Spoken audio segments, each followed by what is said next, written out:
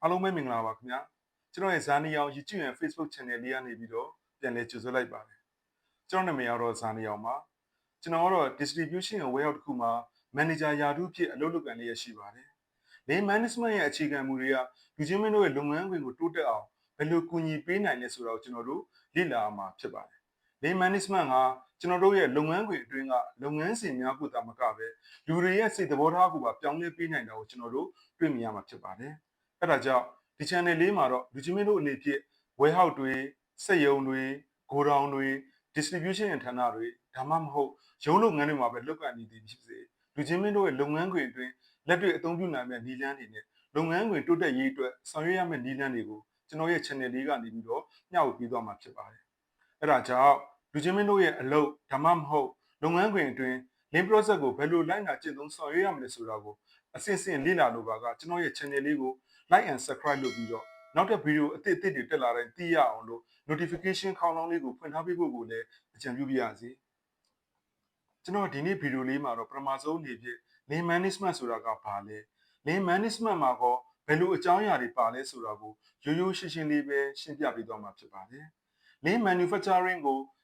20ရာစုအလယ်ပိုင်းလောက်က Total Production System TPS ကနေပြီးတော့အစပြုပြီးတော့ Lean Thinking လို့ရည်ညွှန်းခဲ့ပါတယ်ယနေ့ခေတ်မှာတော့ Lean Management ကိုကမ္ဘာတစ်ဝန်းကလုပ်ငန်းခွင်တိုင်းမှာကြည်ကြည်ပြည့်ပြည့်အသုံးပြုလာတာကိုလည်းကျွန်တော်တို့တွေ့မြင်ရမှာဖြစ်ပါတယ်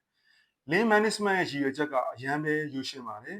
်လုပ်ငန်းခွင်အတွင်းကမလိုလားအပ်တဲ့ waste တွေအလေအလွင့်တွေကိုလျှော့ချမယ်ကုန်ထုတ်စွမ်းအားကိုမြင့်တင်မယ်ပြီးလို့ရှိရင်လုပ်ငန်းခွင်အတွင်းပုံမကောင်းမွန်ပြီးတော့ပုံမထိရောက်တဲ့လုပ်ငန်းခွင်တစ်ခုကိုဖန်တီးပေးဖို့ပဲဖြစ်ပါတယ်အဲ့ဒါဆိုကျွန်တော် Lean Management ရဲ့အခြေခံမူ၅ချက်ကိုတည်တည်ကြကြလေးရှင်းပြပေးသွားမှာဖြစ်ပါတယ်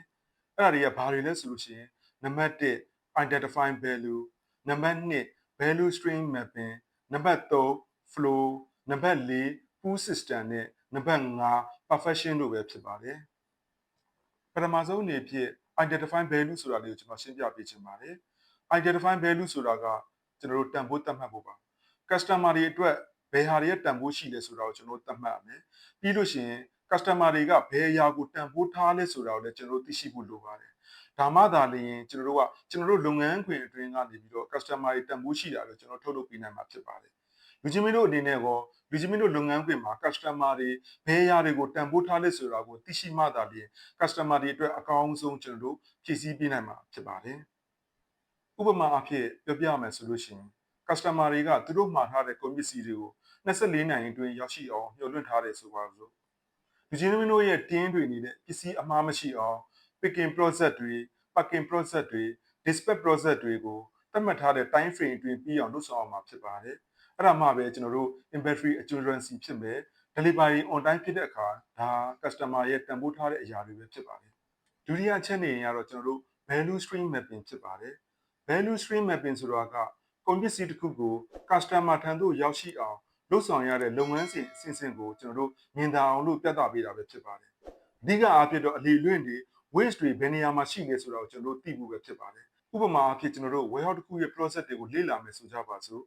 warehouse ရဲ့ process တွေဖြစ်တဲ့ကျွန်တော်တို့ receiving process တွေ put away process တွေ storage process တွေ picking process တွေ packing process တွေပြီးလို့ရှိရင်ကျွန်တော် dispatch process တွေပေါ့အဲ့ဒီ process တွေထဲကနေပြီးတော့ကျွန်တော်တို့အလေလွင့်တွေကိုကျွန်တော်တို့သုံးသပ်ရမှာဖြစ်ပါတယ်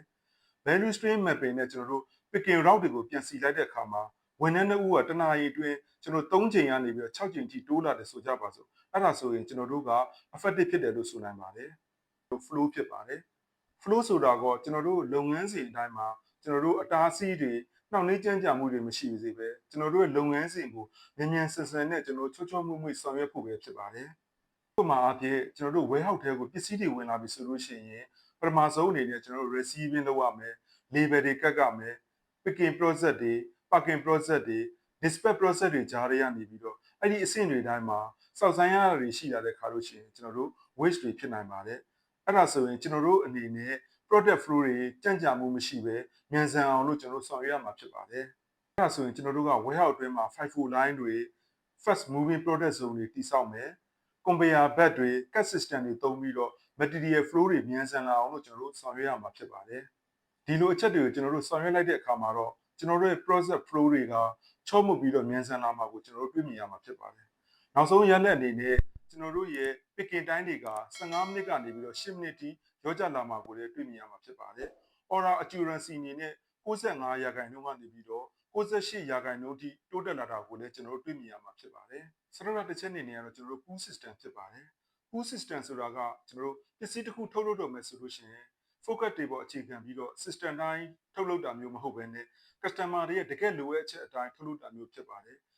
ကိုထုတ်လုပ်ခြင်းနဲ့ထုတ်ကုန်တွေကိုပေးခြင်းနဲ့ဝန်ဆောင်မှုတွေကိုပေးတာမျိုးမဟုတ်ဘဲနဲ့ market တွေ customer တွေကတကယ်လိုအပ်ချက်ပေါ်မူတည်ပြီးတော့ထုတ်လုပ်တာတွေဝန်ဆောင်မှုပေးတာတွေစတဲ့စနစ်ကိုဆိုလိုပါတယ်။နောက်ဆုံးတစ်ချက်အနေနဲ့ perfection ပဲဖြစ်ပါတယ်။လင်းမှာအပိသက်ကောင်းမွန်တဲ့ system ဆိုတာမရှိပါဘူး။အဲဒါကြောင့်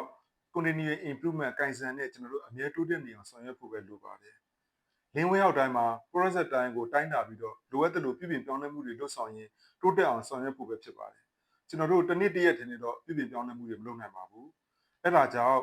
တစ်ရက်တစ်ပတ်တစ်လအတွင်းအနေငယ်ပြည်ပြင်ပြောင်းလဲမှုတွေလုပ်ဆောင်ရင်းနဲ့အဆင့်တိုင်းကိုမြင့်တင်ဆောင်ရွက်နိုင်ရင်ပုံမတွက်ချီကြိုက်လာပြီးတော့ customer တွေရဲ့စိတ်ကျဉ်နှံ့မှုကိုပုံမရရှိလာမှာဖြစ်ပါတယ်။ဥပမာအားဖြင့်ကျွန်တော်တို့ inventory ကိုကြည့်ကြမယ်ဆိုကြပါစို့။ကိုပစ္စည်းတိုင်းကအမြဲတမ်း overstock တွေ stock out တွေဖြစ်နိုင်တယ်ဆိုတော့ကျွန်တော်တို့သိဖို့လိုပါတယ်။အဲ့ဒါဆိုရင်ကျွန်တော်တို့ဘယ်လိုဆောင်ရွက်ကြမလဲ။ improvement အတွက်ကျွန်တော်တို့ tool based system တွေ campaign system တွေ APC analysis တွေ weekly review meeting တွေကျွန်တော်တို့လုပ်ဆောင်နိုင်ရင်ဖြစ်ကျွန်တော်တို့ inventory cost တွေကရောကြလာမယ်။ stock out ဖြစ်တဲ့ရာခိုင်နှုန်းတွေကျွန်တော်ရောကြလာမယ်။နောက်ဆုံးအနေနဲ့ကျွန်တော်တို့ lead time တွေကျွန်တော်ရောကြလာမယ်။ဒါတွေကကျွန်တော်တို့ lean management ကိုအသုံးပြုခြင်းအဖြစ်ရရှိလာမယ့်အကျိုးကျေးဇူးတွေဖြစ်ပါတယ်။အခုဆိုရင်ကျွန်တော်နေဖြင့် lean management ရဲ့အခြေခံမူ၅ချက်ကိုရှင်းလင်းတင်ပြပေးပြီးဖြစ်ပါတယ်။နောက်ဗီဒီယိုတွေမှာလည်းလူချင်းမင်းတို့ရဲ့လုပ်ငန်းခွင်တိုးတက်ရေးအတွက်လိုအပ်တဲ့ဗီဒီယိုလေးတွေတင်ပြသွားမှာဖြစ်တဲ့အတွက်လည်းကျွန်တော်ရဲ့ channel လေးကိုစောင့်မျှော်ကြည့်ရှုအားပေးဖို့ကိုလည်းဖိတ်ခေါ်အပ်ပါတယ်။အားလုံးကိုကျေးဇူးတင်ပါတယ်ခင်ဗျာ။